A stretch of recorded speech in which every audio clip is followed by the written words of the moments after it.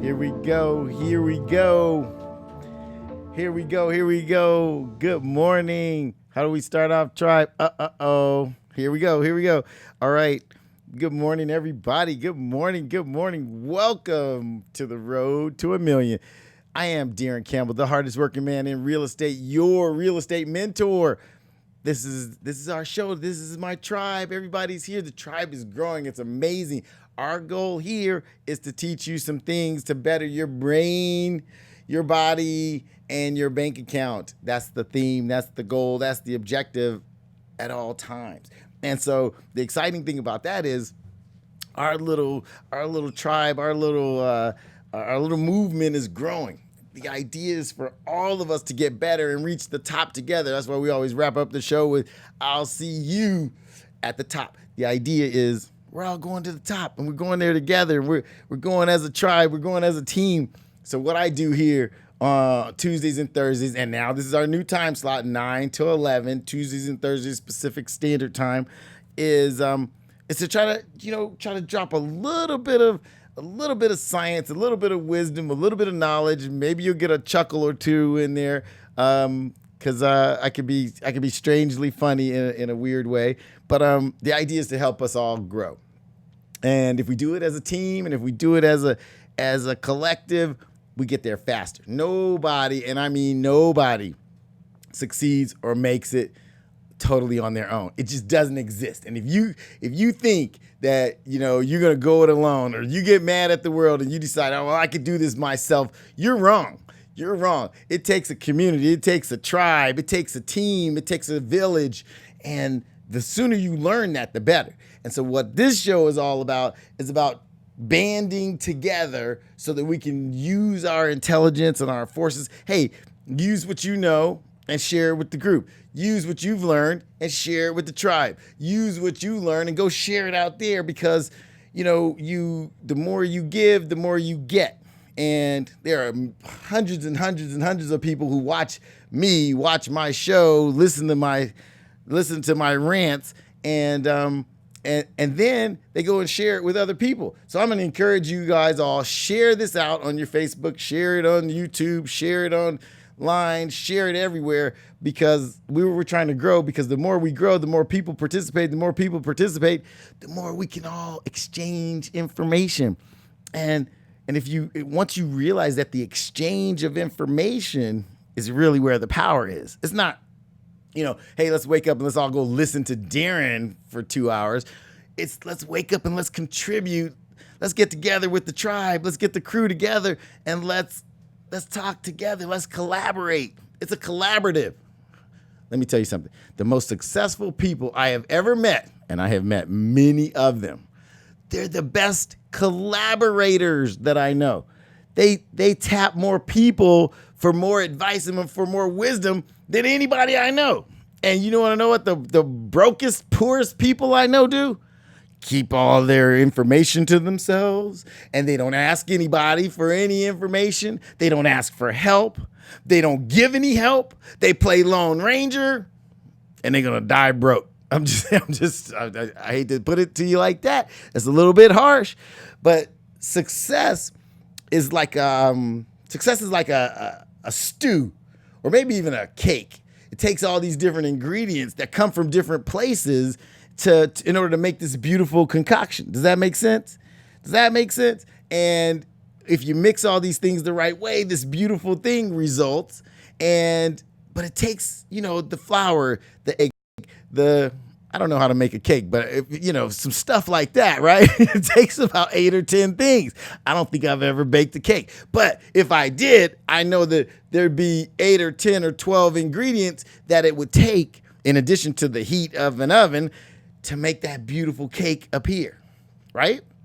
Same thing with success. Success is like a cake.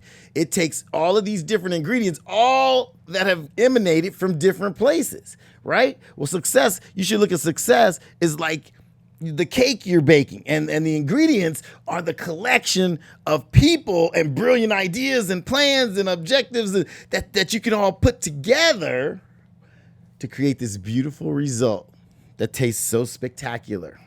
Ooh, that's good. This is a good metaphor. Life is a cake. I just coined it. There's another t-shirt, Nick. There's another t-shirt. Nick is inventing products and all kinds of paraphernalia for all of us to just wear around town just so we could be more contagious. I think we're gonna use that one. Life is a cake. Who are your ingredients? There's my crew over there watching on Facebook Live. There's my people watching on YouTube Live. We're on roadtoamillionshow.com. We're on rolloutshow.com. We're on Daron Campbell Coaching on Facebook Live. Where else are we, Marlon? We're freaking everywhere. We're all over the place. And the tribe is growing. That's the exciting part. The tribe is growing. You know what's funny? I'll tell you guys how we know it's growing. I got something like 127 comments about our last show. And this was after the show was over. People were like saying all kinds of things. My very, very, very good buddy, I call him my brother, Lamar Hudson. I hope he's listening. He's probably on the road. He's about to go play some golf somewhere at some beach country club. He's one of those rich and famous people. My brother, Lamar, said this morning, hey, man, I was listening to the show the other day and you mentioned this about that and that. I thought that man was way too busy to even listen to my show. So you just don't know who's listening, ladies and gentlemen. I got like 127 comments about the show, and these are from people I didn't even know were listening. Now, I got my tribe over here. My tribe, they've been with me since day one. I got Angie. Hey, nephew Julian is checking us out. I got Angie. I got T's always there. Angie's always there. I got Ronaldo always there. I got Cousin Eric. Everybody say what's up to Cousin Eric. I got my people. I got Danisha. I got Lydia. These are folks that have been rolling with me since day one, since I had like eight followers, 8 listeners. There was 8 of them. Now we got hundreds of people talking about the show. This is the Road to a Million show. It's at roadtoamillionshow.com. And I think it's just like a twice a week party. What do you think? I think we're having fun. I think my headset goes in and out a little bit, but I'm going to keep talking. I don't know. I hope you guys can keep hearing me. Anyway, so today, well, I'm short now here. Nope, I'm good. All right, today, you guys, it's about personal development. Okay, so the last show, we talked about passive income. We talked about real estate. We talked about all kinds of things in the literal sense. Today, we're going to talk about personal development. So this is going to get a little more philosophical. So when I say, hey, look, the goal here is to improve our brain, our body, and our bank account. The 3 B's. Those are the things that to me comprise the components, the pillars of a happy life, the pillars, the foundation of a good life. If your brain is developing, fully developed, growing every day, every chance you get, your body, if you're not paying attention to the physical body, the temple, the only one you got, then you're missing a big component. It's like a wheel missing a spoke. You got to pay attention to that, ladies and gentlemen. And then your bank account. Because I just contend, and some people want to argue with me, that you can't be broke and happy at the same time. I don't think the two exist. Some people love getting that whole sacrilegious, holier than thou philosophy, and they throw it at me and they go, Daron, money can't buy you happiness. And then I fire right back at them without even blinking. I go, yeah, but it's a hell of a down payment. Ladies and gentlemen, you can't be totally happy and totally broke at the same time. It doesn't exist. It's kind of an oxymoron. So I think your brain, your body, and your bank account, and they matter. And let me give you one other little tip. There ain't nothing honorable about being broke. 0.0. There is no honor in brokenness. There's another t-shirt, Nick. There is no honor in being broke. Okay? So you write that down. And the next time somebody tells you that there's some honor in being broke, I guarantee you their bank account is sitting on zeros. They're broke. Nobody with money will agree with that statement. So that's just some kind of defense mechanism for people who don't have anything and are too damn lazy to go get anything. That's who's telling you. That's who's telling you that money won't make you happy. That's who's telling you that, oh, you rich people aren't happy. Well, no poor people are happy. So I guarantee you that. So my opinion, if you can't beat them, join them. Let's get out there and join the folks with something. And I think you'll see a slightly different perspective of life. So today, it's about personal development. I got a whole lot of personal development stuff to talk to you about. We're going to get to some core principles, and we're going to dive in deep. So I'm available if you want to ask some questions, if you want to chime in, if you want to argue with me. All of those things are available to you. Call me at 747-888-3082, 747-888-3082. Call. You can holler at me. You can talk to me. You know, Nick answers the phone, and if you're evil to Nick, he'll hang up on you. But otherwise, he'll put you through. You can talk to me and talk live and see. Let's hear what you have to say. But today, it's all about personal development. And when I say personal development, I'm talking about the things that I think are imperative for success. Now, that whole saying, I think maybe some of you guys have heard of it. It says, success leaves clues. What does that mean, Daron? What does success leave clues mean? It means that successful people tend to do similar things as each other. They tend to have a certain set of principles, practices, things that they believe in. And I'm not talking about politics. I'm talking about the things that they do that seem to have accelerated them through life faster than the average person. Well, what are those things, Daron? Let me tell you something. I got a bunch of things to tell you about. This is a good day to take some notes, because you can learn some things today that you might not have heard before, or maybe you heard them a slightly different way. Daron, where do you get all these things, and how are you qualified to talk to us about them? Okay, let's just start over. I'm Daron C. Campbell. I am the hardest working man in real estate. I gave myself that title. But the fact is, I proclaim myself the hardest working man in real estate because I wanted to become the hardest working man in real estate. Does that make any sense? I sort of borrowed James Brown's motto. He was the hardest working man in show business, right? Well, I kind of borrowed the hardest working man in real estate from James Brown because I like the imprint that I put on my brain. Do you understand? That's some self-talk. So when I say it to you guys, and if I sleep in until 10 in the morning, and then I don't get to my office until 1 in the afternoon, and then I'm ready to check out by 3 in the afternoon, I could not very well call myself the hardest working man in real estate. Now, could I? But since I want to live up to those words, I was up at 4:15 this morning. I was in that gym at 5:30 this morning. I was yelling with Marlon back and forth at 7 o'clock about the show. Ladies and gentlemen, I want to be the hardest working man in real estate so that I can stand up and say it to you. I also want to live that role. I want people to go, you know what? He really is. He really must be the hardest working man in real estate. So I want everything about me to project that. So what's your self-talk? What are you telling yourself? What do you want to be known for? I want to be known as the hardest working man in real estate. And then I want to disseminate that information. I want to teach everyone I know what I know.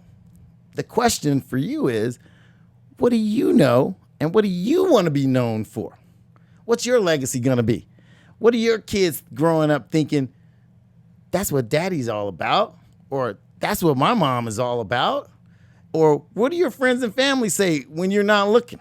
When you're not there, and you're not at the gathering, but they are, and and you're the topic of conversation. The question is, what exactly are they saying about you?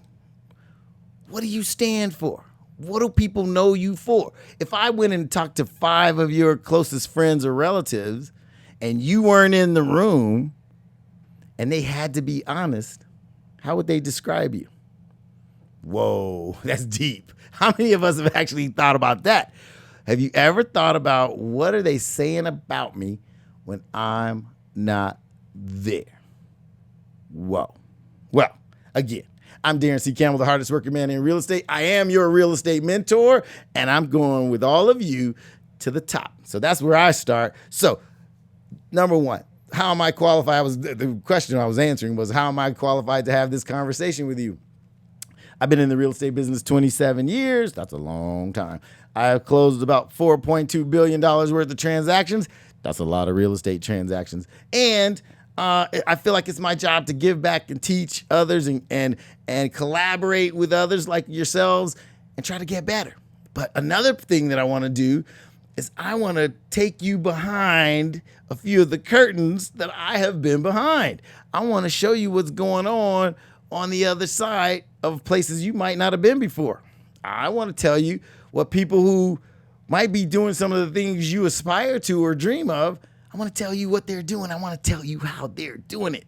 So the other day I went over the 4 Ds, right? Tuesday, we went over the 4 Ds. What are the 4 Ds? The 4 things that give you the greatest opportunity for purchasing real estate. That is the 4 Ds, and these are the places where the most motivated buyers, the most motivated sellers. There goes Kevin walking right through my camera shot. Boy, the dude is just like, man, unbelievable. Anybody ever meet a bull in a china shop? Well, I got a partner named Kevin, and he is the bull that I know. Okay, so the 4 Ds are what we went over, and those are where you find the most motivated sellers of real estate. So it was a very, very interesting topic. I think that's where most of my 127 questions and comments came from. And today we are in the personal development space. We're going to talk about personal development. So are you ready? You guys ready? We're going to get started.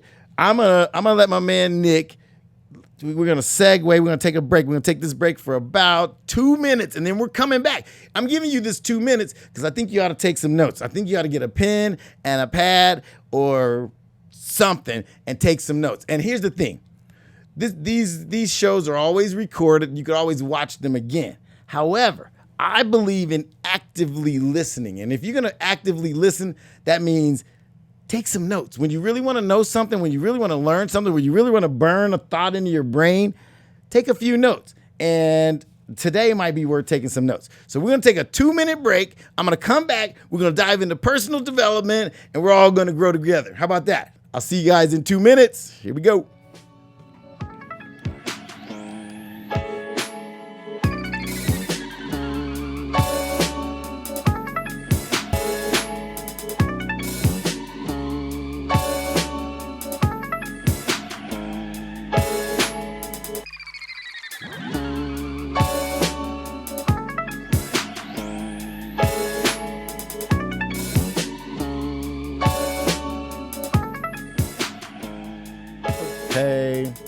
Okay. Here we go. It's time to dive in. It's time to get to the meat and potatoes. You are back with me on the Road to a Million. This is Road to a Million at roadtoamillionshow.com. roadtoamillionshow.com. We are in Rollout Studios, and we're having a good time. I'm Daron C. Campbell. I'm the hardest working man in real estate. I am your real estate mentor, and we're all going together to the top. And what are we doing? We're developing our brains, our bodies, and our bank accounts. So every day, you're going to hear a little bit of wisdom about how to get better every day. There's a small way you can improve every day. There's an incremental improvement you can make every day in each of those departments. And here's the thing. If you make a teeny weeny incremental improvement every day in each of those departments, you'll wake up 6 months from now, you'll wake up a year from now, and you'll be way down the road. You'll be way, way, way better than you were when you started. That's the goal.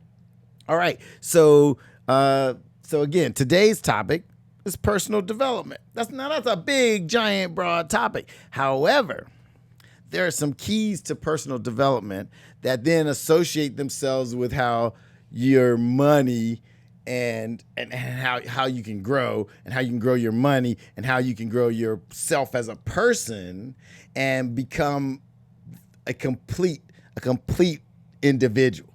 And I have to tell you, the number of complete individuals that we tend to know is usually a small number. I mean, think about it. How many people can you think about that you can say, now that is a complete person? They got their life together. They got their intelligence together. They got their money together. They got their physicality together. Think about it. They got their brain, their body, and their bank account together. The funny thing is, it's a rare combination. However, I believe that in order to find absolute contentment and absolute happiness and absolute balance in life, you got to cover all three. You got to be working on all three at the same time. So today, it's about personal development. So here's what I took some notes. I took some notes this morning, and I was thinking to myself, now, what are the characteristics of the most successful people I know? Just as people, what are their personal characteristics? And let me tell you what they are. I just made a list. It was like kind of like speed notes. Daron, name the characteristics of the most successful people you know. Ready, set, go. And I gave myself like 60 seconds to write them down. And these are the first things that came to mind. You ready? Here we go. Successful people, they are positive. Invariably, the most successful people I know are positive people. You know, it's funny. I've run into a lot of grumpy people with money. Now notice what I said. A lot of grumpy people with money. You want to know what I noticed about most of those grumpy people with money? They didn't earn the money. Whoa, that's deep. That's deep. Most of the grumpy people I know with money got the money. They didn't earn the money. Whoa, that's heavy. That's heavy. Okay, but the most successful people I know who earned their success, they are overwhelmingly positive people. Shocking, but no coincidence, because it's consistent as ever. They are positive people. You know that, tribe. You know what I'm talking about. All right, next characteristic. I had 60 seconds. I gave myself 60 seconds to write these down. They are reliable. What? What you talking about, Daron? They are reliable. Let me tell you something. If they say something, it happens. If they tell you they're going to be somewhere, they are there. If they tell you they're going to help you out, they show up. If they tell you, hey, I'm gonna get back to you on that, they get back to you on that. If they tell you, look, I'm gonna commit to do my part, they do it, and they do it every time. They're reliable. You notice if you go back and you talk to the former employers of really successful people, you know what you'll find out? That they showed up for work.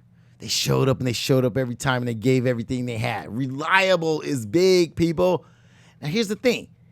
If you don't necessarily look in the mirror and embody all of these things, you can. You could change right now. You could become somebody different right now. Okay, number one, they are positive people. Successful people tend to be positive. Number two, they tend to be very, very reliable. What's the third one, Daron? The most successful people I know are very focused. What?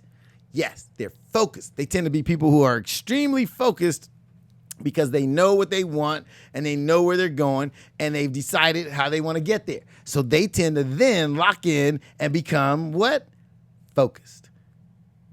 Write that down. That's important. All right, let's go to number 4. We're going to power through these because then I got some heavy stuff for you in a little bit. All right. What else are they? They're focused. And then here's a slightly different one. It's in the realm of focus, but it's big. It's big. I mean, this one you should write in capital letters. The most successful people I know are disciplined. Oh my goodness. Discipline. Discipline. Discipline. It's huge. Like, put an asterisk next to that one, people. All right. Next. What's the next attribute? They're determined. Determined. Now, see, determined is a slightly leveled up area of focus. They're determined. They're not just like, okay, my attention is on this. They're determined. They got a drive. They got a certain amount of attitude about getting done what they want to get done. They're determined. They're like, I'm going to make this happen. And I'm going to stay late if I got to make this happen. I'm going to work hard if I got to make this happen. I'm going to call 10 extra people if I got to make this happen. There's a certain amount of determination that they characterize that, you know what, the average drifter, it doesn't have. Successful people have a certain amount of determination, and they're not easily deterred. All right. What else are they? What's next? What are successful people? What else are they? Persistent. What? Persistent. Do you understand what persistence is, ladies and gentlemen? It's when you've made a decision to do something and you hit a bump in the road and you get right back on that. You get right back on that mission. And then life throws you a curve and you get right back on that mission. And then the universe knocks you down and gives you the flu, and you get right back up and you get back on that road. And then the bill collectors come and they turn off your lights, but you get right back on that road. And then your boss comes in and fires you, but you get back on that road. Persistence, ladies and gentlemen. The most successful people I know are wildly persistent. They know what they want. They keep coming. They keep coming. They keep coming. They keep coming. Think about it. What else are they? What else are successful people? This goes right in line with the last three principles. They are hard working. They are super hard working. They work and they work and they work and they got work ethic like other people don't have. They got work ethic like other people don't have. I got a buddy who recently sold his company for in excess of $200 million. He sold his company for more than $200 million. And somebody said, hey, how did you do it? How did you sell a company after only 7 years for $200 million? He goes, you know why? You know how? He goes, because I worked my ass off. He said, because I worked my butt off. He said, when other people were going to the club, I was in the office working. He said, when other people were turning in early, I was up working. He says, I slept 3 to 4 hours a night on average because I was on this mission to make this thing happen. And so when other people are like, hey, brother, let's hit the club. Let's go out. Let's get some drinks. Let's watch the game. He was like, nah, I got to work. I got stuff to do. They're like, oh, man, you boring. You got $200 million in the bank. You think he's boring now? He's not boring anymore. He's the life of the freaking party now. The man put in the work, and the rewards come later. The man put in the work, and the rewards have come later. Now, the rest of his life, he could be the life of the party. He gave up the fun in the short term, and now he gets to reap the benefits for the rest of his life. Hard working, ladies and gentlemen. Hard working. Here's another one I wrote down. What else are successful people? Across the board. Energetic. They tend to be energetic people. They're go-getters. They go, let's go. I can go. You want to do that? Let's go. You need some help with that? Let's go. You want to, can we work late? Yeah, let's go. Hey, we need to put in this extra work on the project. Okay, let's go. Energy. They tend to have more energy than the average laissez-faire person drifting around, no mission in life. Successful people tend to have this energy, and they're like, let's go. They're in the mood. And if they're not in the mood, they'll get in the mood. If they're not fired up, they'll get fired up. If they need to drink another cup of coffee, they freaking drink another cup of coffee. My man Nick drinks Red Bull. He didn't see me watching. I know he drinks Red Bull. I drink Monsters. Hey, sorry, it's bad for you. Well, sometimes I just need to be awake. I need to be pumped. I need to be fired up. Anyway, whatever you got to do to keep your energy going so you can keep going, so you can be the energizer, bunny, you need to think about it, okay? And here's the last thing. The last attribute I wrote for successful people that I think they tend to have in common is they tend to be able to communicate with other people. They tend to be able to communicate well with other people. They tend to be able to communicate their goal, their mission, their objective, their plan to other people. They can convey the message well. Now, listen, these are all attributes. You might not have all these attributes. You might not have them. But can you develop them? You can develop everything I just listed. Everything I just mentioned, you can develop. You see, there's a saying I heard, I love it. I love it to death because it says, you can have more than you've currently got because you can become more than you currently are. Whoa, that's heavy. You can have more than you've currently got because you can become more than you currently are. That's deep. It's true though, right? It's true, T, don't you think? So the bottom line is you can improve yourself, and you can improve yourself starting today. This is about personal development. This is the Road to a Million show, but today is all about personal development. It's about how you can get better and how everything else will follow suit. You can get better. I just gave you the things that all successful people, all the most wildly successful people I've ever met have in common. Now, You get to take that list, and if you wrote it down like I encouraged you to, put it on, stick it on your wall, and say, which of these do I embody and which ones don't I embody? Now, how do I develop those? The fact of the matter is you could develop all of those attributes. Do you understand? Do you understand? So, Kevin, what are you saying? I should go over the list again? Yes, sir. Kevin wants me to run down the list one more time. I'm going to do it. Hold on. All right. I'm going to go down the list one more time.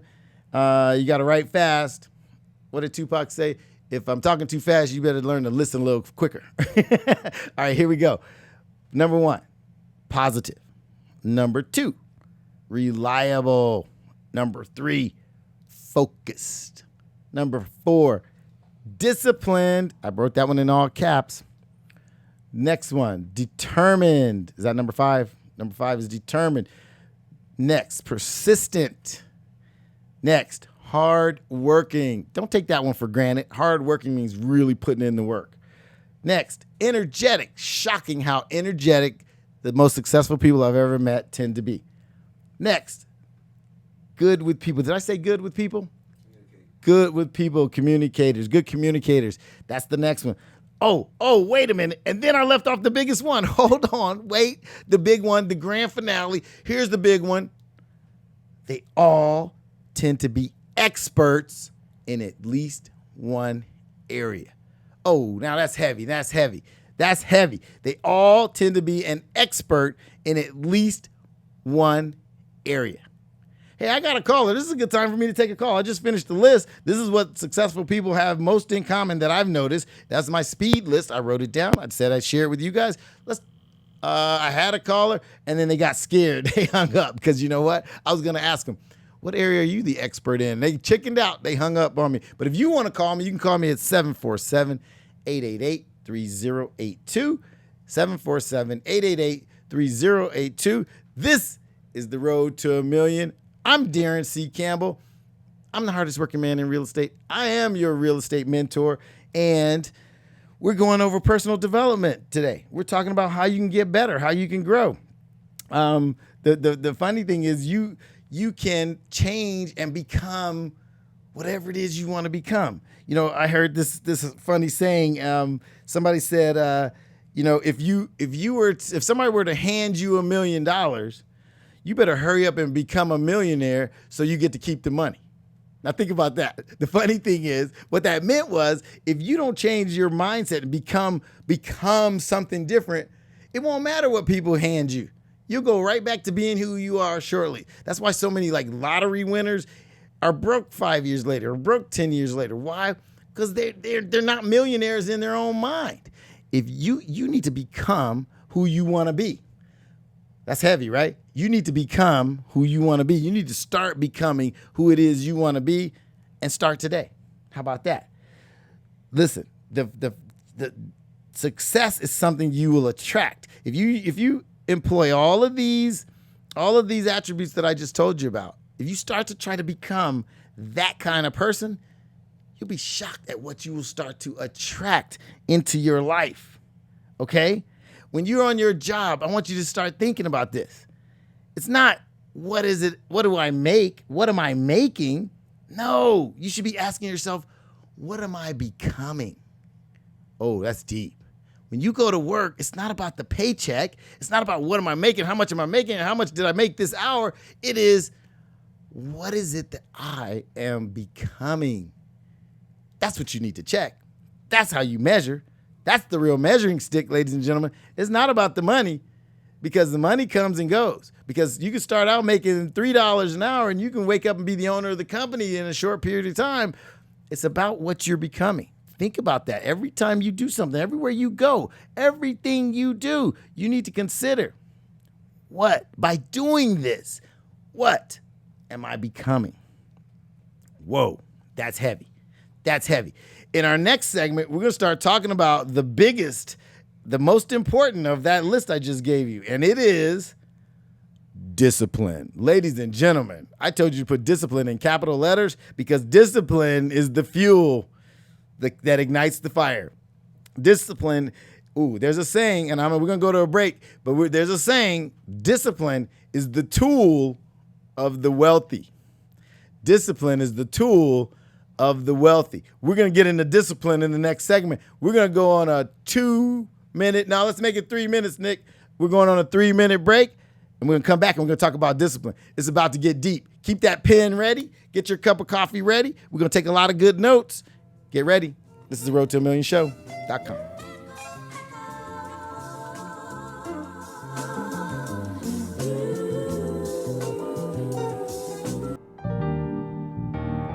Here we go. Here we go. We're about to dive back into it.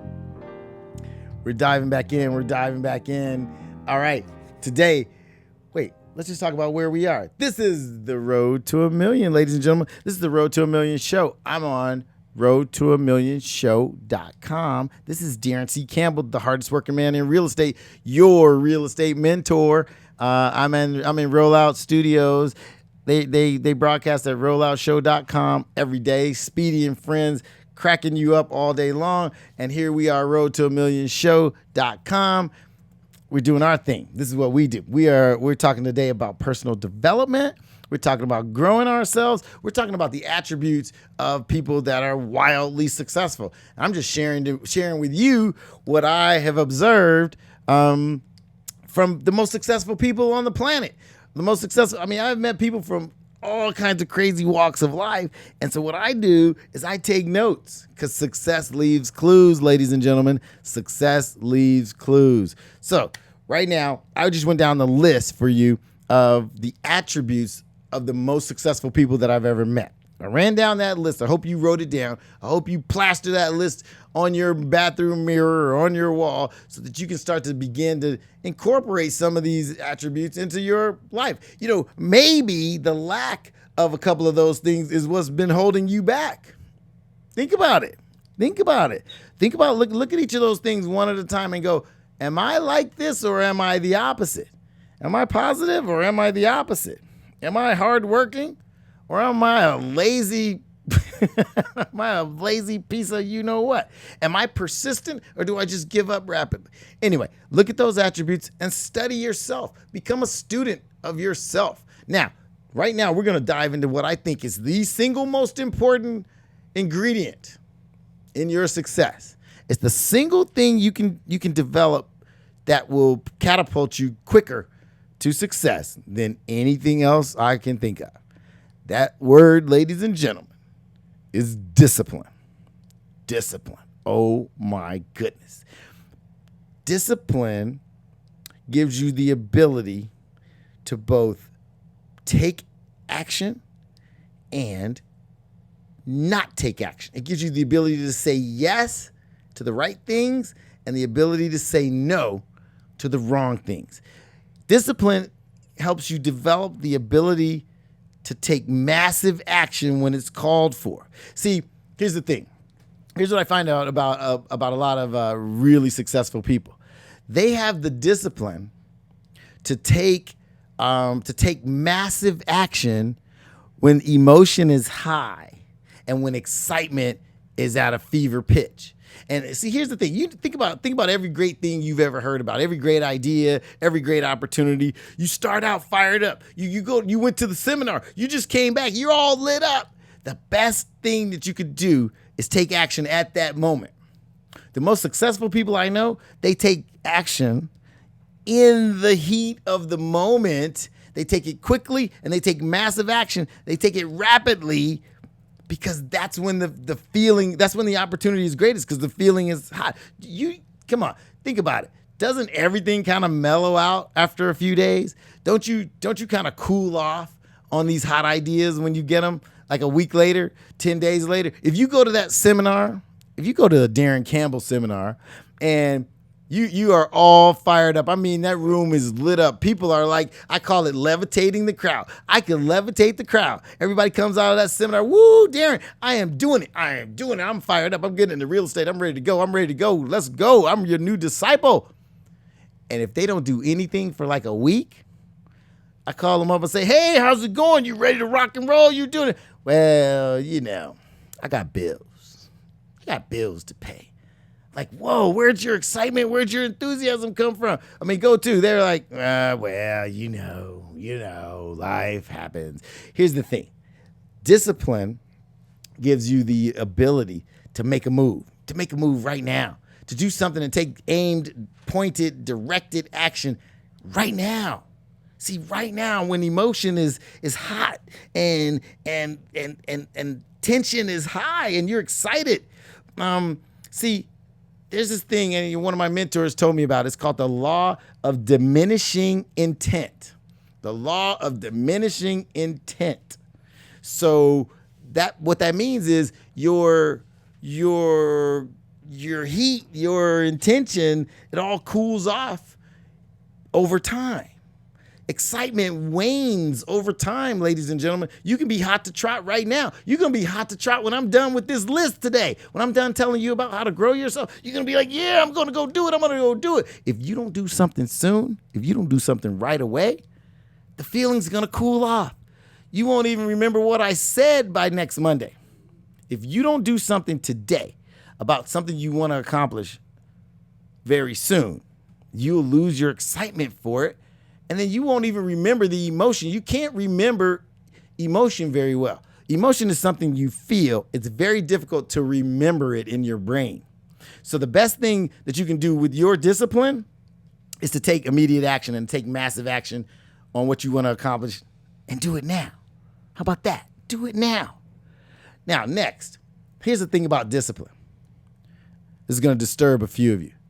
All disciplines affect every other department. So discipline in one department affects your discipline in all of the other departments. Okay, let me just tell you how this works. It's kind of like a daisy chain. It's kind of like a cause and effect. Let me give you an example. If you decide today, I'm going to work out. I'm going to start working out because I'm going to get my body together. Guess what will happen? Your workout discipline, because you forced yourself to get out of the bed and go work out, will lead you to an eating discipline. Because now that you worked out, you'll be a little bit more conscious of what you stick in your mouth because you don't want to nullify the work that you did in the gym this morning. So now look at that. Your workout discipline just contributed to your eating discipline. Whoa. All right. So you've done that.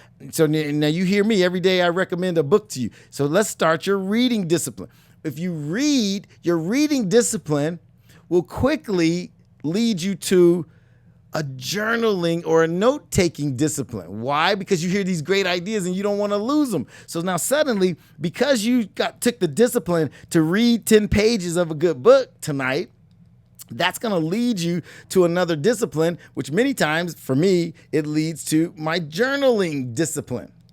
What good is my journaling discipline? My journaling discipline reminds me of my thoughts, my most pertinent thoughts, my most profitable thoughts, my most advantageous thoughts later on after I've forgotten what they were. You see, we all think our brain is a supercomputer, but you know what I call it? A temporary supercomputer. It's like something that'll collect some information and it's good for a couple hours.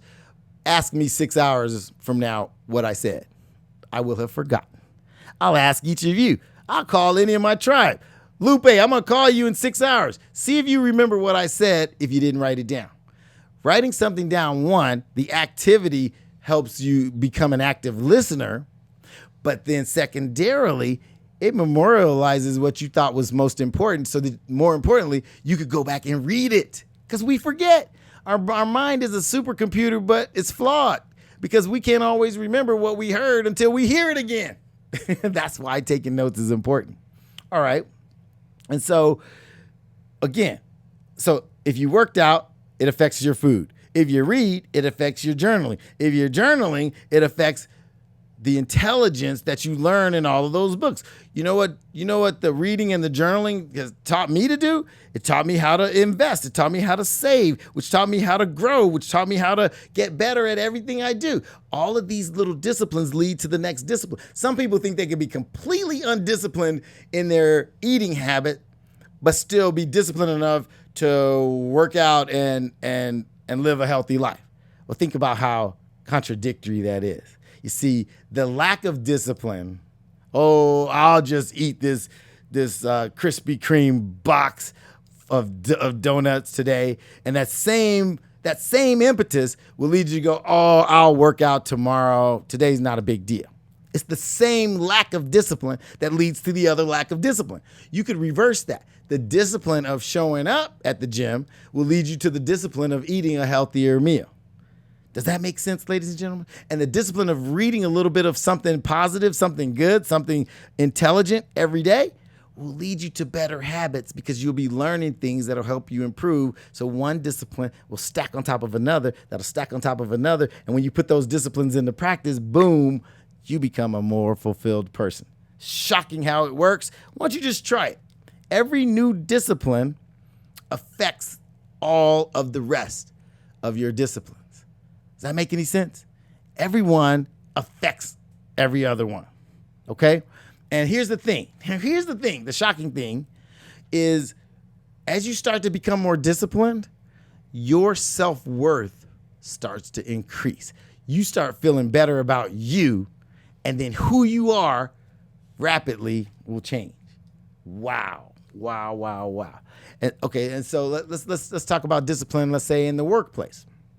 A lot of people don't have the discipline of putting out their best effort. See, putting out your best effort is a discipline. It's a thing you learn to do and you put it into practice. It's not something like that you decide all of a sudden. It's more like a process. It's typically a process. If you notice, the people on your job that are typically kicking butt all the time, they're always kicking butt. The people that are lazy tend to always be lazy. See, it's not like, okay, somebody was lazy today and they're really killing it tomorrow. Don't you agree? Somebody that's a lazy ass is usually a lazy ass every day.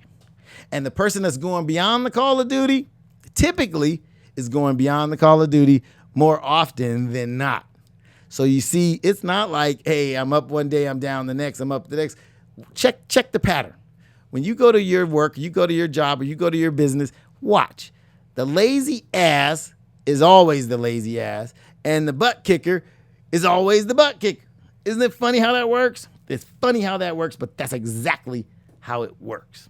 And here's the thing. The lack of discipline, ladies and gentlemen, I'll give you a great metaphor. The lack of discipline starts out as like an infection. But as it grows, as it continues, it becomes a disease, and it becomes more who you are. So if you're disciplined in small things, you'll be disciplined in big things. If you're disciplined in one department of your life, you'll tend to be more disciplined in all of the departments of your life. It's amazing how this works. It's uncanny how this works, but start to think in terms of discipline. Why?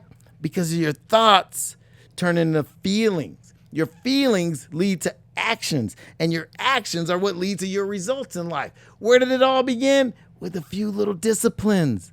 A few little disciplines. One more time. Thoughts lead to feelings. Feelings lead to your actions. And your actions are what lead to your results. So protect your thoughts. Think in terms of, wait, what would a disciplined person do? Ooh, I got another good one. And you know how these people like to do affirmations? Now listen, I love affirmations. Don't be calling saying Daron doesn't like affirmations. I love affirmations. And some, a lot of people do affirmations, and I'm happy for you. I do them myself. But I got to tell you something, and this is important for you to know. Affirmations without discipline is the beginning of delusion. So be careful. A bunch of affirmations with no action, with no disciplined action behind it, is delusional. Okay? So people are like, hey, I am rich, I am wealthy, I am happy, I am healthy. And if you take no action behind it, you're being delusional, because affirmations don't change you. You change you. The actions you take change you. So I want you to think in terms of that. I want you to think like that. I want you to think about, what are my actions that I'm taking that are going to improve me as a person, that are going to improve my results down the road? Somebody said something really cool that I'm going to borrow it. I'm going to steal it. They said, somebody is sitting in the shade under a tree today because somebody planted a seed 10 years ago. Oh, boy. Whoa. I think I borrowed that from Warren Buffett. Warren Buffett said, somebody is relaxing in the shade under a big tree in a hammock. I added that to it today because somebody years ago planted a seed. Think about that. That's deep. That's deep. That's deep. There was no instant gratification.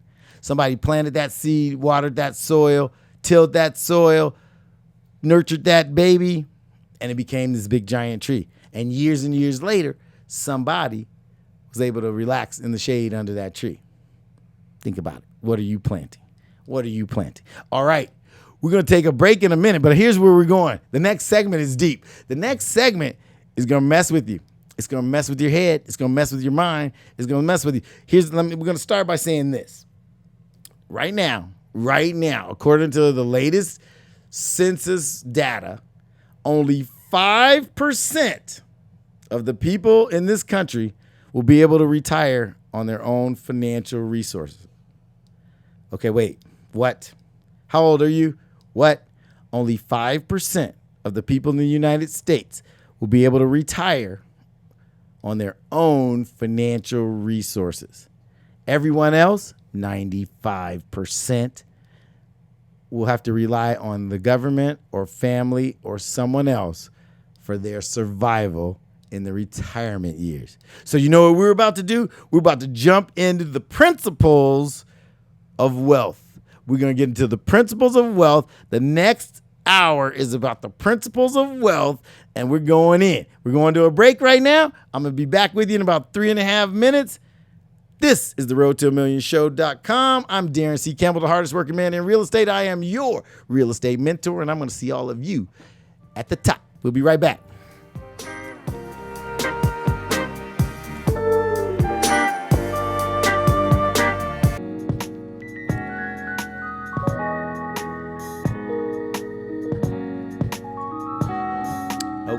Okay.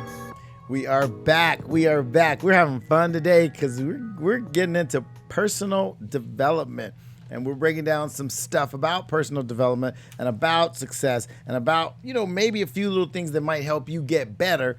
And if you get a little better every day, then guess what? You'll wake up one day, you'll be way down the road. The road? What? This is the Road to a Million Show.com. This is the Road to a Million Show, ladies and gentlemen. I'm Daron C. Campbell, the hardest working man in real estate. I am your real estate mentor, and we're all going together. Where? To the top, okay? And what we're all about today and what we're all about this week and next week and every week is trying to get better. We were trying to improve our brain, our bodies, and our bank accounts. And, maybe it's just one little thing at a time, one little tweak at a time. But, eventually we'll get there. That tree's got to start as a little seed, and it grows into this massive oak tree. But it takes a minute. But you got to start somewhere. All right, we're about to get deep into this segment. But before we do, I'm going to give you a little bit of catch up on the news, meaning the financial news. I don't care who's in a high-speed chase. I don't care who robbed a 7-Eleven. And I don't even care what your president said today. Because, ladies and gentlemen, that's not really affecting your day-to-day. Is that really affecting how much money is in your bank account? Is that really affecting how much money you take home? Be careful what news you soak into your brain, ladies and gentlemen. Is it detracting from your success? Is it slowing you down? Is it giving you a reason to go talk about some crap at the water cooler with some other crappy coworkers? Listen, let's get better. So protect what you put in your brain and stay on your mission. All right, I'm going to talk to you about mortgage rates. I love keeping you posted on the mortgage rates just so you can know where you ought to be and let you know how cheap money really is. Ladies and gentlemen, here we go. The 15-year fixed rate, the 15-year interest rate right now is 3.19%. 3.19% is the interest rate you'd pay if you got a 15-year mortgage and you went out and bought your first house. Assuming you had decent credit and you could afford that house from a payment standpoint and you had a halfway decent down payment, you could borrow money fixed for 15 years at 3.19%. I want you to try a little experiment. When you're hanging out with your family this weekend, ask your mom and your dad or ask your auntie and your uncle, how much was the interest rate on the first house they bought? Some of them are going to tell you 17%. Some of them are going to tell you 21%. I'm gonna challenge you to go look at your credit card statement. How much money are you paying on that credit card? What's the interest rate? What's the APR on your credit card? Is it 16%? Is it 18%? Is it 22%? I met this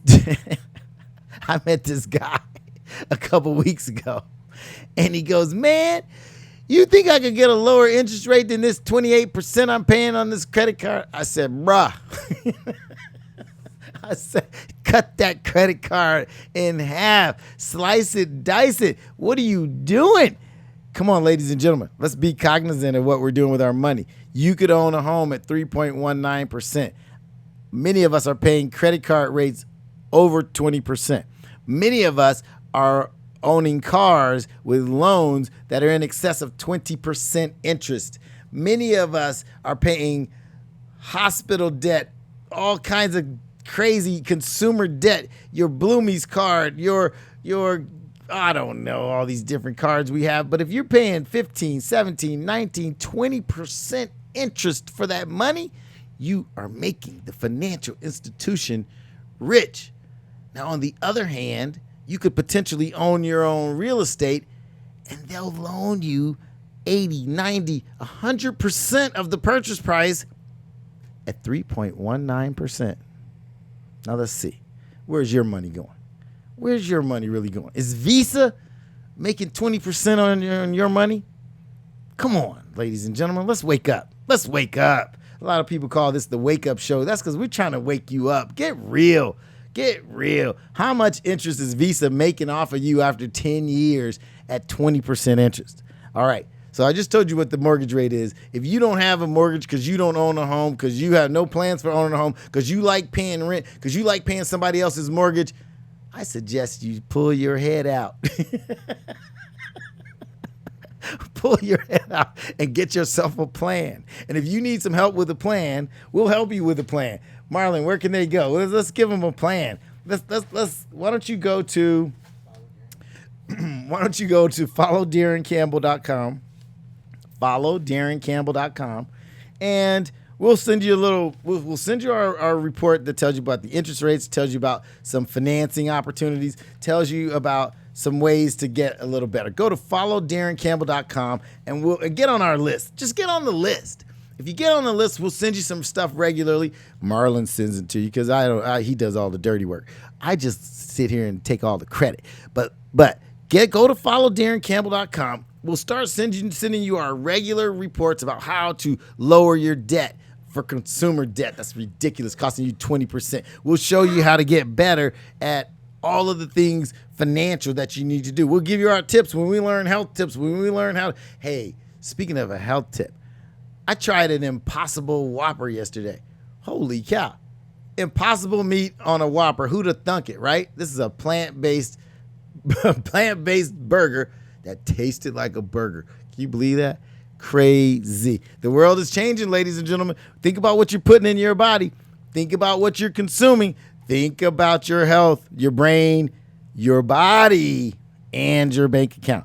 All right. That's going to be today's the tip of the day in the body department. The last 5 minutes of the show, I'm going to give you a tip about your brain, your body, and your bank account. So stay tuned. But now, for right now, we're getting into wealth principles. And I want to talk to you about wealth principles. And I got a lot of them. So let's see if we get through all of them. But it's time. You ready? You ready? Let's talk about wealth principles. And what is this? These are things that I think you can develop that will help you grow your wealth. It's a way to think. It's a way to think.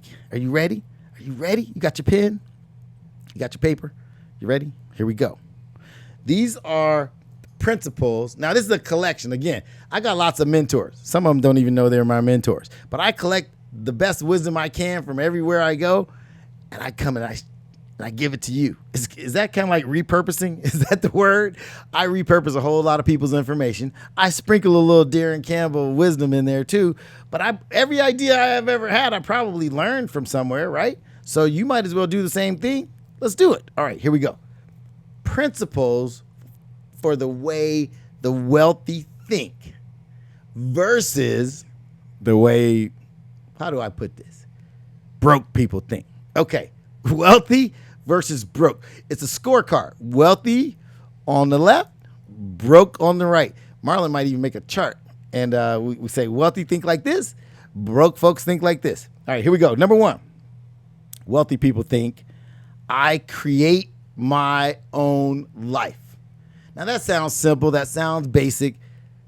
Wealthy people think, I create my own life. You know what broke people think? Life happens to me. It's just a fundamental thing. It's a fundamental thing. I create my own life and I own it. Versus what broke people think? Life happens to me. What do they mean? What do you mean, Daron? They say life happens to them. They blame their situation on other people. They justify why they're sitting in the gutter, in the basement, at the bottom of the food chain. They're always complaining. That's what broke folks do, ladies and gentlemen. Wealthy people, they got no time for that. They're not blaming other folks. They're not justifying why they didn't come out victorious. And they're not complaining. Wealthy people create their own life and they live with the consequences. Broke folks are busy blaming somebody else for their situation. Which one are you? Okay, Marlon's making a chart. Here we go. Next up. Wealthy people play the money game to win. It kind of sounds like offense to me, right? Listen to what broke people do. They play the game not to lose. Ooh, big difference. Are you thinking about that? Are you thinking about what I just said? Wealthy people play the money game to win. They're on offense. They're attacking. They're making something happen. Broke folks are busy playing the game not to lose. They're staying safe. They're hiding in their little 9 to 5. They're making their little $42,000 a year, and they're trying to keep it safe. Hey, can't take any chances. Can't take any chances. I make $800 a week. Gotta protect it. You're giving Uncle Sam, only giving Uncle Sam 40% of it. That's okay. I'm safe. I'm cool. I'm good. My rent's only $1,200. I'll never own anything, but I'm good. I'll never be wealthy, but I'm good. Come on, people. I just told you a big difference. Think about it. These are fundamental ways to think. Okay? Next up, here we go. Wealthy people are committed to being wealthy. Oh my God, did you just hear that? Wealthy people are committed to being wealthy. They don't feel lucky about it. They're committed to it. It's what they do. Poor people, broke folks, listen to this, want to be rich. Wait a minute, what? Wealthy people are committed to being rich. Broke people simply want to be rich. You see the difference? Now here's the thing. Just wanting to be rich is no plan. There's no plan involved with just wanting to be rich. Oh, I want to be rich. Oh, I want to drive a Bentley. Oh, I want to have a big house. That's not a plan, ladies and gentlemen. That's just, as my grandmother would say, that's just living in a want. You just living in a want. Wealthy people know exactly what they want. And the number one reason broke folks don't usually get what they want is because they don't know what they want. Just, I want to be rich. That ain't wanting nothing. That's not wanting anything. My friend who says I yell at people would be saying I'm yelling at you right now. But broke folks don't know what they want, ladies and gentlemen. And here's the funny thing about it. Here's a universal truth. You always get what you want. You always get what you want. But guess what that results in if you don't know what you want? That's what you're going to get. Nothing. Because you don't want anything. You don't know what you want. You're just cruising, wishing, hoping that the lottery and lightning strike at the same time. Come on. All right, let's keep it moving. Because I got a bunch of these and I'm already burning through all the time. Here we go. Number 4. Wealthy people think big. They think big. Broke folks think small. Wealthy folks think big. How much bigger can I be? How grand can I? What can I do? Oh, I love this one. What can I do that would move the needle in my life? That's how wealthy people think. How can I get to the next level? You know what broke people think? How can I get to next month? Big difference. Wealthy people think, how can I impact thousands of lives with this idea? Broke folks think, how can I keep this $600 in my pocket? Think about it. Which one are you? Which one are you? Wealthy people think impact, global change, national change, regional change. How can my idea go viral to 1 million people? Broke folks think, I got to make it till Friday because the check's coming. And then we got to go to the club.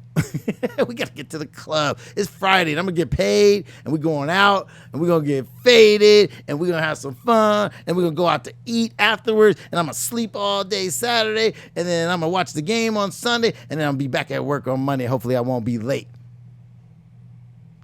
Which way are you thinking? Which way do you think? All right, let's go to number 5 before I tick off too many people. Here we go. Wealthy people focus on opportunities. Opportunities. Broke people focus on obstacles. Big difference. Big difference. Wealthy folks look at opportunities and think, what could happen here? And broke folks look at obstacles and go, what done happened here? What just happened? You know, there's a huge difference. Wealthy people look at an opportunity, they see an opportunity, they take advantage of that opportunity, they make some money, they keep it moving. I say they get in, they get paid, and they get out. Broke folks look at obstacles and they sit around wondering, oh my God, I shouldn't do that. I could fall, I could fail, I could lose. Oh my God. All the while, somebody wealthy jumped in, took the opportunity, took the money, got out, sold it, kept it moving. You're still thinking about it. You're still thinking about how dangerous it is. You're still thinking about how risky it is. You're still thinking about, well, wait a minute. Amazon started at $42. Well, what if I lose my money? And $15 billion later, the wealthy folks got theirs, got out, and kept it moving. You still waiting to buy it? You still waiting to buy the stock? Huh? You thought Facebook was expensive the day it came out? You thought that house was expensive 9 years ago, didn't you? So you decided not to buy it, didn't you? Did you decide not to buy that house 9 years ago? Did you realize that for 111 straight months, the value went up while you were doing what? Thinking about the risk? Thinking about, oh my God, what if? What would happen if? You know what somebody told me? Somebody told me recently, well, you know, I didn't invest in real estate in California because, you know, they got earthquakes out there.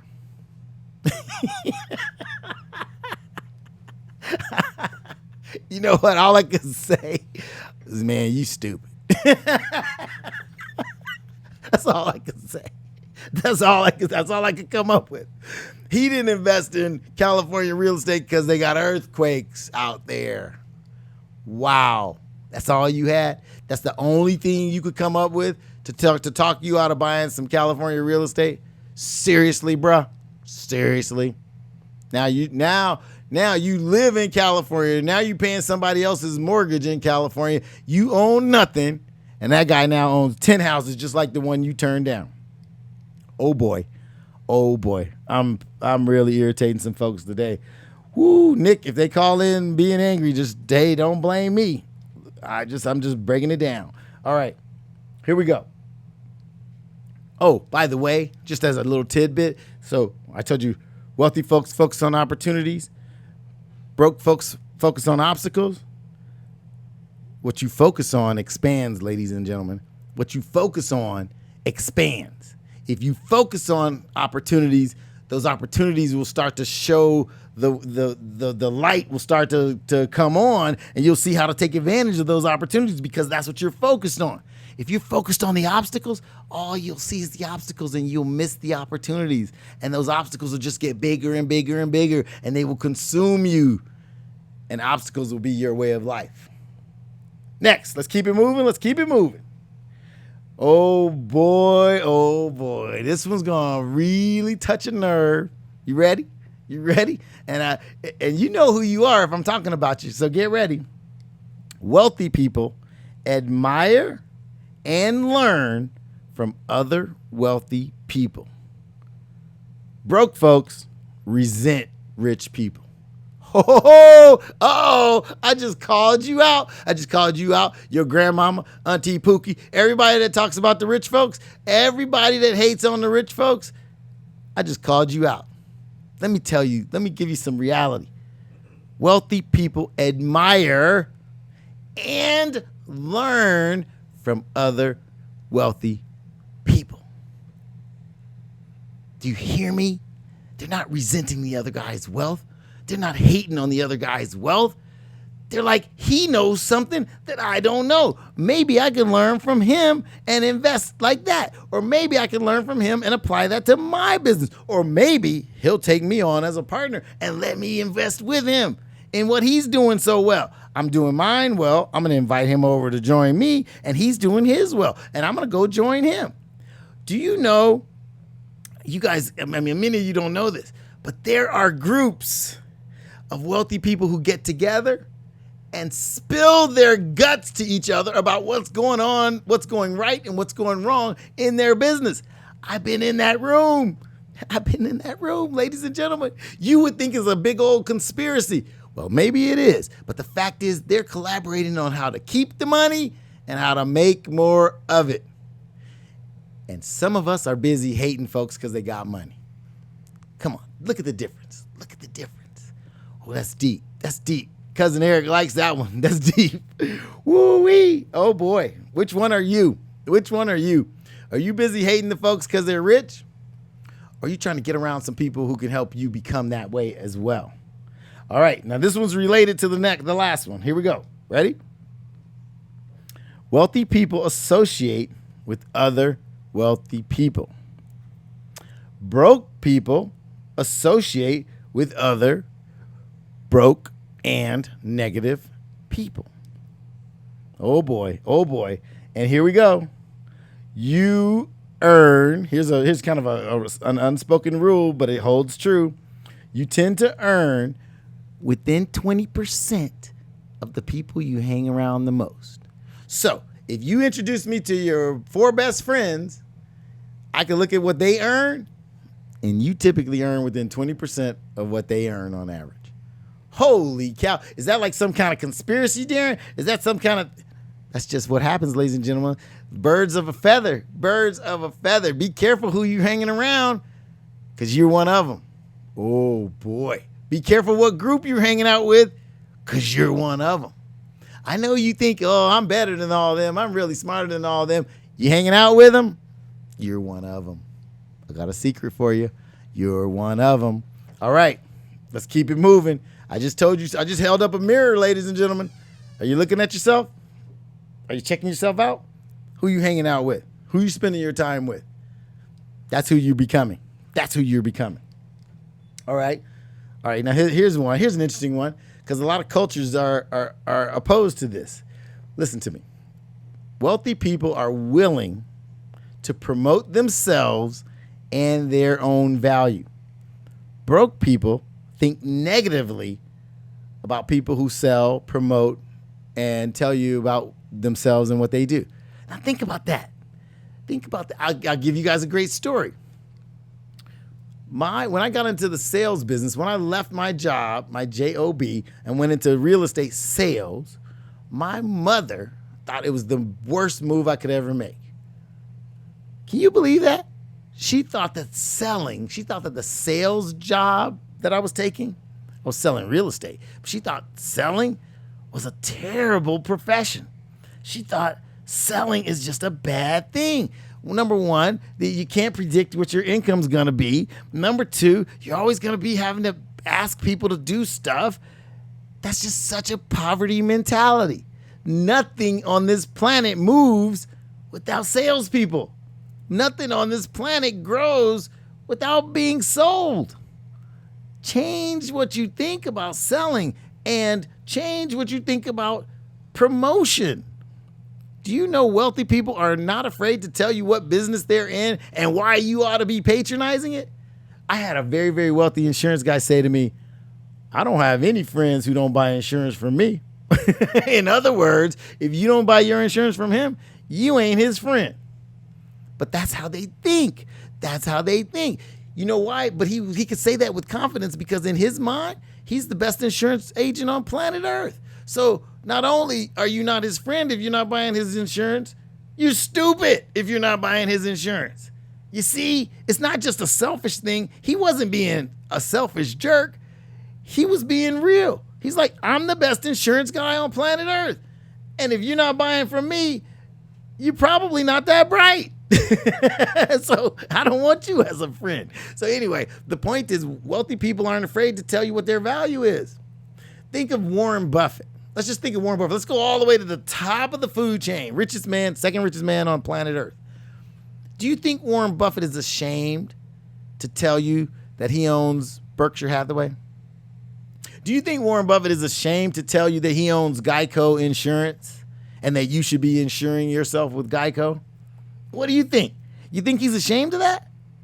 Huh? Do you think Warren Buffett is ashamed to tell you that he owns NetJets and you ought to be flying private on NetJets because it's the best private jet company on planet Earth? You think he's ashamed of that? Or you think he'd say, hey, Daron, when you're ready to fly private, and that's my plan, by the way, when you're ready to fly private, you need to join NetJets because it's the best private jet company on planet Earth.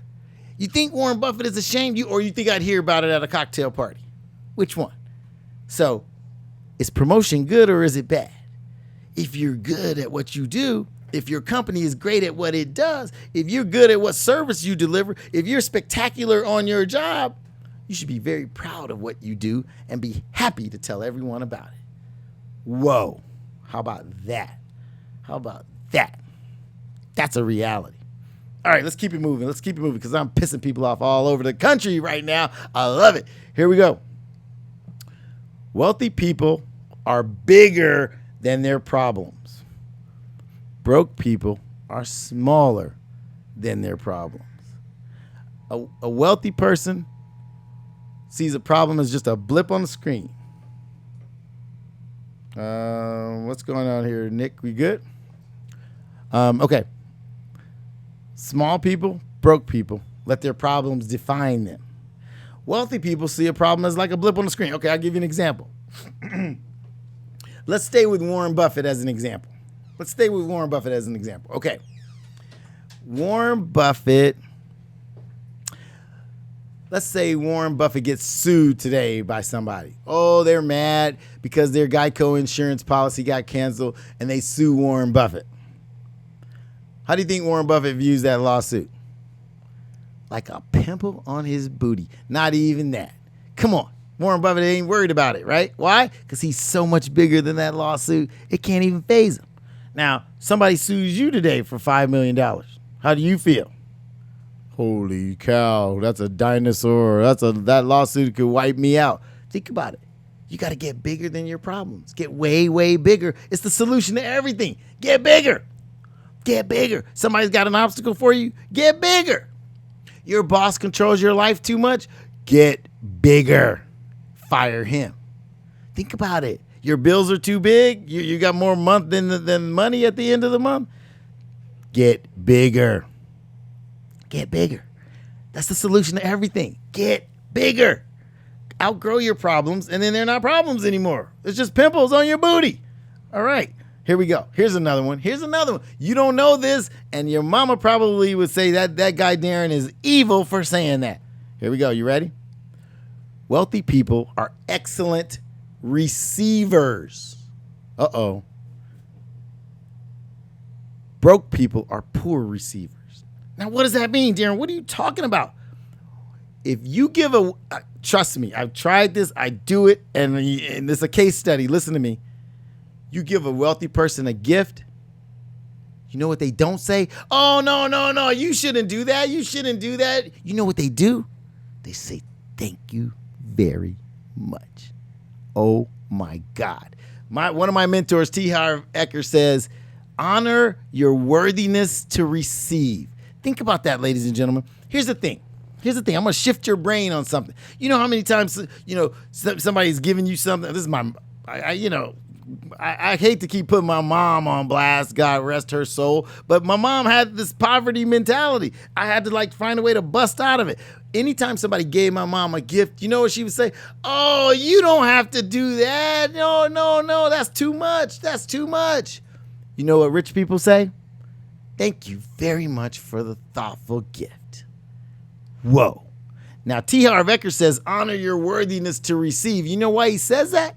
Because the person giving the gift is given from their heart, and they're giving you something because they want to give it to you. When you say don't, you're denying them the pleasure of giving you the gift. You're being selfish by saying, no, you shouldn't have. No, don't give me that. No, thanks. No, thanks. You are being selfish because you're denying them the feeling of giving you this gift that they wanted you to have. Honor your worthiness to receive. Wealthy people simply say, thank you. And guess what they also do? They tend to do as a classy act. They tend to send you a little thank you note too. Not only do they say thank you to your face, they usually follow it up with a cool little note saying thanks for the thoughtfulness. What if you just plug that into your life? What if you just plug that level of gratitude into your life? Whoa, how big would people think you are now? Come on, I just fundamentally changed your whole deal. Honor your worthiness to receive, ladies and gentlemen. It is not better to give than receive. They're equal. Somebody got to receive what somebody else gives. Giving and receiving are reciprocal. It takes one to know one. It ain't better to be on either side. You should have an experience of being both. Think about it. Think about it. All right, here we go. Number 11. Number 11. Wow, we got a lot of them going here. Number 11. Wealthy people get paid based on results. Broke people get paid for their time. Oh, what? What'd you say, Darren? Wealthy people get paid based on results and the value they deliver. And it has nothing to do with how much time they spend. Zero. As a matter of fact, the better they get, the less time they spend delivering those results. Broke folks want to measure a dollar for a minute. They want to get paid a certain amount for a certain amount of time. Wealthy people don't keep score like that. Wealthy people don't keep score like that. Think about it. Think about it. What kind of value are you delivering? If you deliver enough value, people will pay you the moon. If I were delivering Warren Buffett $100 million in value, you think he'd pay me $10 million? All day long with a smile on his face. Think about it. Would he be worried about, hey, Darren, if I gave Warren Buffett one idea today and it put $100 million in his Berkshire Hathaway bank account, I'm working on one, by the way. If I gave him one idea that made him $100 million, and that idea only took me 1 hour to devise, but he made $100 million, and my bill said $10 million, you think he'd say, Darren, that's $10 million an hour. I ain't paying you that. Or would he say, thank you for the brilliant idea that just made me $100 million. Here's your $10 million. Thank you. May I have another? That's what a wealthy person would say. How much value are you delivering? And if you deliver enough value, you don't have to worry about the time. People will pay you every penny that you're worth. Wow. So somebody called me the other day and said, man, my job is cheap. My job is cheap. They pay me $16 an hour, and I'm worth at least $24 an hour. I go, justify it. They said, huh? I said, prove to your boss that you're worth $24 an hour, and he'll give it to you. You don't prove it, he gonna fire your ass. If you don't prove it, you're gonna cause a problem. But if you can prove it, there's nothing to discuss, right? How much value are you delivering? How much value are you delivering? Rich people get paid based on results. Broke people get paid based on time. Okay? And I say this, there's nothing wrong with getting a paycheck. You guys think I'm anti-job. I'm not. There's nothing wrong with getting a paycheck as long as it doesn't interfere with you building what you're really worth. You can have a job all day long. As long as you got a plan for getting out of that job and start making what you're really worth, then fine. Work that job. Work it good. Be the best they ever saw. Be the best employee they ever saw. All right, here we go. Next up. Okay, let's talk. We're back on that same topic. Let's talk about how people think about money. Wealthy people think of their net worth. Broke people think of their income. Whoa. Wealthy people think of their net worth. How did my net worth grow this year? Broke people think, how am I going to get a $12 raise next year? Net worth, income. Which side are you on? Are you thinking about how somebody else is going to have to be benevolent enough to give you a pay raise? Or are you thinking, what moves am I going to make to increase my net worth by another $250,000? Think about it. Think about it. You could just quiz yourself. You don't have to tell me the answer, but you know the answer. Which way are you thinking? Oh my God, this Road to $1 Million show is good. We're on fire. I'm Daron C. Campbell. I'm your real estate mentor. I'm the hardest working man in real estate. We're all going to the top together because we're taking these principles and we're going to apply them to our lives. This is the Road to $1 Million show. We're at roadto1millionshow.com. I'm inside of Speedy Studios in the Rollout Studios. We're having a blast. Are you learning something? Are you learning something? I think we're having a little bit of fun. Ladies and gentlemen, let's keep it moving. Let's keep it moving. Okay. Woo, man. I was writing these things down. I was on fire. You could tell. Here we go. Number 13, I think it is. Rich people, wealthy people manage money well. Broke people mismanage money well. Uh-oh. Wait, what? What'd you just say, man? Wealthy people manage money well, and broke people mismanage money well. Whoa, you just offended me, man. You just offended me. Well, I hope I did, because you need to be thinking about where your money is going. You need to be thinking about how you're using your money, how you're spending your money, how you're utilizing your money, where your money is going. Okay, when I say that, let me give you an example. A wealthy person knows where every dollar has come from and where every dollar has gone. Now, can you go back to the month of August and tell me where all of your dollars went within 30 minutes? If I challenged you right now and said you got 30 minutes, I want to know how much you made and I want to know where every dollar went. Could you do it? Could you do it? Wealthy people can do it. They may not necessarily be going home writing down all their answers. They might not be going home photocopying all their receipts. They might have a different way. They might use one card. They might use their Amex and look at the summary each month and know exactly what category to put each dollar into and send that off to the accountant and let him do his thing. But I guarantee you they know where their money went. I got a buddy who could literally spend $10,000 in a club. I seen it happen. $10,000 in one night in a club. But guess what? He would go back to his accountant and say, we spent that money entertaining clients. Here's the bill. We put the whole thing on the Amex, even the cash advance for the cash portion of the trip. And and the accountant could put that whole $10,000 in the promotions category. Now that's partying with a purpose. Do you hear me? You go and you blow your whole paycheck in the club, and I just told you how a millionaire spends 10 grand in one night in the club, and he wrote the whole thing off, even the make it rain part of the excursion. Think about it. Rich people know where their money went. They manage their money very well. Poor people don't manage their money at all. They don't know where their money went. They got paid last Friday. They broke already. They're already looking for the next Friday. Come on. Which side are you on? Change the way you think. If you change the way you think, you can change the way you live. All right, check this out. Here's an advanced version of the last one. You ready? This is number 14. Wealthy people have their money work hard for them. Broke people work hard for their money. Uh-oh, whoa, lightning strike. Look out, I touched a nerve. Wealthy people have their money work hard for them.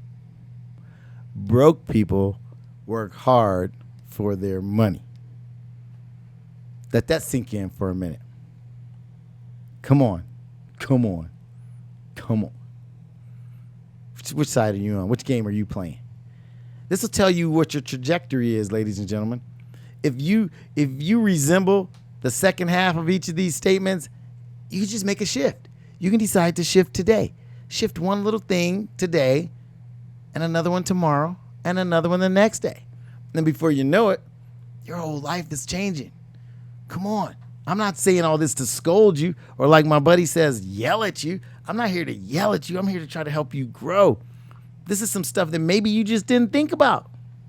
Heck, until I read 200 books, I didn't think about half of this stuff. It's the reason I read a new book every week. It's because I don't think of this stuff on my own. I'm borrowing these ideas. They just seem to make sense to me. You apply them and you start to see some results. And you go, whoa, life is actually changing. How about that? I'm just trying to help you get better. Does that work? All right, let's go. Number 15. Wealthy people act in spite of their fear. Yeah, they get scared too, but they act in spite of their fear. Broke people let their fear stop them from acting. Oh, man. That is a monster. That is a monster. Do you hear me? Let's read it again. Wealthy people act, in other words, take action, in spite of their fear. They're terrified just like you and me. Half the time, they're terrified. Before they take that leap, they're terrified. They're taking a big chance. They're scared. They're putting their money on the line. They're putting their reputation on the line. People are saying, no, you can't do it. People say, it's never been done. People are saying, you're an idiot. People are saying, what are you talking about? No one will ever pay an independent person to drive him around instead of using a taxi. People are saying, no one will ever pay for a scooter to drive around the streets of LA. What are you talking about? No one will ever have a mobile phone that they keep with them at all times. No one will ever pay $100 a month for television. Huh? What? Yeah. Wealthy people took chances on all those things. No one will ever buy an electric car. Those things will never make it. General Motors and Ford are too big. Electric cars will never make it. And so the guy who stepped out there and put his neck on the line, he was scared. I guarantee you he was scared. But he acted anyway, didn't he? Now what's the story? Huh? What's the situation now? Oh, man, this is heavy duty. This is heavy duty. This is the Road to $1 Million show, ladies and gentlemen. We're paving the road to $1 million with some golden bricks. This is gold. There's gold in them there streets. Are you learning something? Are you learning something? I think you are. I think you're learning something. Okay, I got some people chatting. I got some questions. I'm gonna go over the last principle, and then we're gonna dive into some questions. We're gonna dive into some feedback. We're gonna dive into some responses. I got my tribe over here. They're chattering and chirping. You guys don't see a lot of what my tribe is talking about, but I love it because they got the conversation going. Ronaldo and Angie and cousin Eric and T and Lydia and Lupe and who else is over there? Donisha and oh man, my whole gang is over there, and they're constantly talking, and they're getting smarter while I'm talking because they take my ideas and then they magnify them. So I see you, tribe. All right, here we go. Last one. I think this is number 16. Kev, is this number 16? I think so. Oh, Kevin just wrote a whole book over there, ladies and gentlemen. This is number 16. Marlon, we're on number 16? All right, cool. Okay.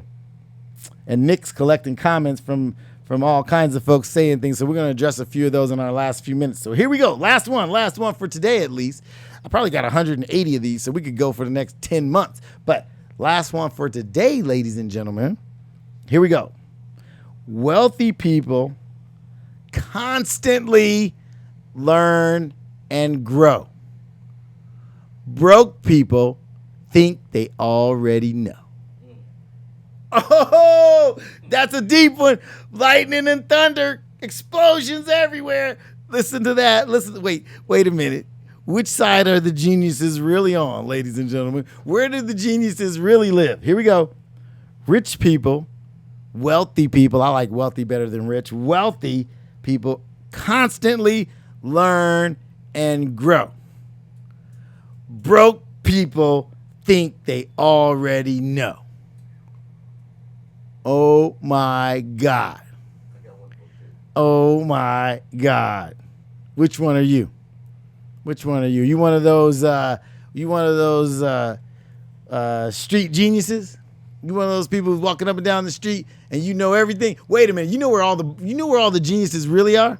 In the barbershop. You ever been to the barbershop? All the geniuses are in the barbershop. When I was a kid growing up, I'm thinking to myself, all the smart people up here in the barbershop. Well, they all knew everything. They weren't smart, but they knew everything. And that's the funny part about it. All the geniuses are in the barbershop. So I'm gonna read that one more time, and then we're gonna get into. I'll address some of these questions and a couple of the people in the chat room with our last few minutes. Wealthy people constantly learn and grow. Broke folks think they already know. Now, that'll change the way a whole lot of you talk about a whole lot of things. I've heard more geniuses tell me everything. I had a. Let me give you a great story. I jump in an Uber. I'm on my way to a club. I probably shouldn't have been going. It was late. And, I was having more than my share of fun.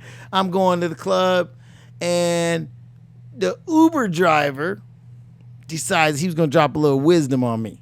He's like, man, you need to be getting into that real estate. I said, really?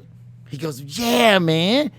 Real estate, man. You need to be buying real estate right now. I go, really? Do you own any real estate? He was like, no.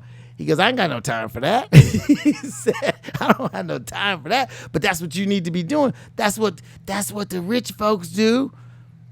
I said, okay, sir. Now I know. Thanks for informing me. And that's how I got here, ladies and gentlemen. The Uber driver told me, get into real estate, bro. And here I am. It worked out, didn't it? There's geniuses everywhere. You just got to listen and go to the barbershop once in a while. That's where they hang out. All right. Let's get into some questions and we'll respond to some folks. What was that first? What was that last one we had, guys? What was one step I would take to get out of the money to get out of a money problem? Yeah, it was. What was one of the personal bad money habits you had to overcome? Oh my God! Where do I begin? Oh, that's a great question, and thanks for that question. What is something that personally I had to get over in order to start changing my money profile, my money blueprint, my money makeup? Well, okay, I'm a consumer. I got this consumer problem. I like stuff. I like cars, and I like watches, and I like clothes. I like trappings. I like the things that that make us all feel good. Maybe I'm pretty typical. I like a badass house on a hill with a pool, and I like cars that are fast or elegant or both. I like watches. I like clothes. I like to dress nicely when I go on a business meeting. I want the $1,000 suit. I am a consumer, and a lot of that comes from growing up with not much. I didn't have a whole lot as a kid, so the minute I got a little bit of something, I wanted to go get something. And I wanted people to know what I had. I wanted people to know that I was somebody. And I wanted them to see my stuff. And here's the thing. And a lot of people will tell you a lot of philosophies about stuff. But I'm going to tell you this. There's nothing wrong with stuff. I want you to have a nice car. I want you to have a nice watch. I want you to be able to buy those Louboutin shoes. I'm not mad at you. But here's the thing. What I'd really love to see is your assets pay for your stuff. Do you understand? I would love it if your assets and your investments paid for your stuff. You see, the mistake I made early on was I started making a lot of money. I started really getting paid. Real estate can really help you grow. But if you spend that money, you're going to wake up broke just like everybody else. But if you start to understand what owning assets can do for you. It'll change everything, because then you can take your money and invest in an asset, and the asset will pay for your stuff.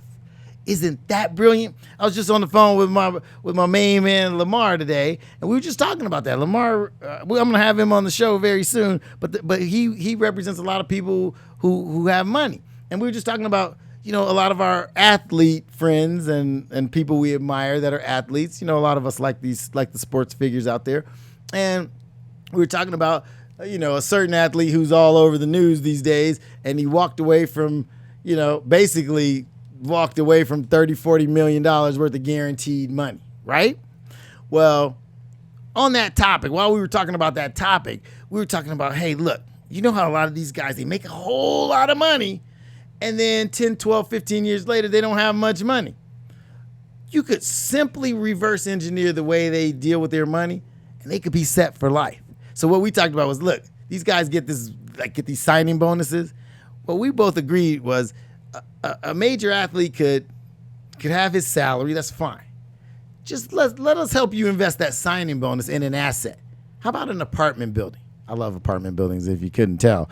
I love apartment buildings. If you took your signing bonus, Mr. First Round Draft Pick, and bought an apartment building with that, let's say that was $5 million, and you put that $5 million in an apartment building, and just let somebody manage it professionally, and let that building do what it does. Now go have your career, spend your money, have your fun. When the career is over, guess what you're gonna have over here? An apartment building that continues to pay for your lifestyle. What a brilliant plan. So, one of the big mistakes I made in the chat room, Mr. Man in the chat room, is I consumed stuff without having assets. When I figured some things out, I started getting some assets. Those assets start to cash flow. Those cash flows start to pay for the stuff. Stop consuming, stop buying those Jordans until you got something that'll help you pay for them without you showing up at work every day. Whoa. That's just if you just started doing that. You said, you know what? I'm not going to buy another car until I have something that helps me pay for that car. You be on to something. Whoa, that's heavy. That's deep. We got like 800 more comments in the chat room, but my time is up. What the heck? I am so sorry we ran out of time. I guess I'm just chatty today, huh? We're going to next time we'll get to a lot more questions. We'll get to a lot more phone calls. Did we have a good time? Did you guys have a good time? Did you learn a little something? Ladies and gentlemen, I hope you learned this much. I hope you could apply it this much. I hope you could get this much better, because this has been my pleasure. I'm Daron C. Campbell, the hardest working man in real estate. I am your real estate mentor, and I will see all of you at the top. Peace.